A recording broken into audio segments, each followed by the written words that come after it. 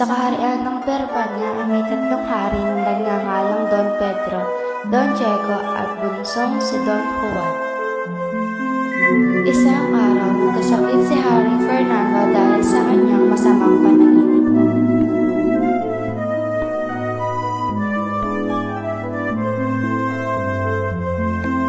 May dumating na manggagawad na nagsabing ang tinig lang ng ibong Adarna ang makakapagpagaling sa sakit nito.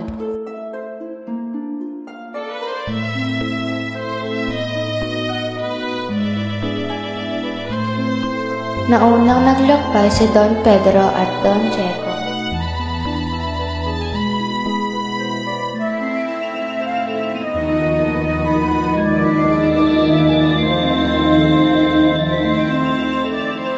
Ngunit sila ay hindi nagtagumpay, sa halip ay naging bato.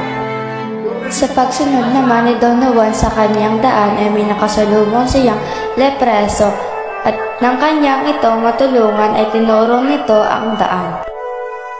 Nang maligtas niya ang kanyang mga kapatid at nang mahuli ang ibong Adarna ay tinungunan nila ang daan pauwi. Ngunit dahil sa inggit ng kanyang dalawang kapatid ay binugbog siya at iniwan sa daan dala-dala ang ibong Adarna. Dahil sa mahiwagang tubig ng ermitanyong nakakita sa kanya, siya'y gumaling at muling nagkalakas. Kanyang pag-isang sa kabubatan, kanyang nakilala ang prinsesang si Maria Blanca. Kanya rin nakilala ang ama nitong si Haring Salerno nang sila ay magtungo sa kaharian. Nang siya ay makauwi sa kaharian ay siya rin pagising ng hari dahil sa kanta ng ibong Adarna.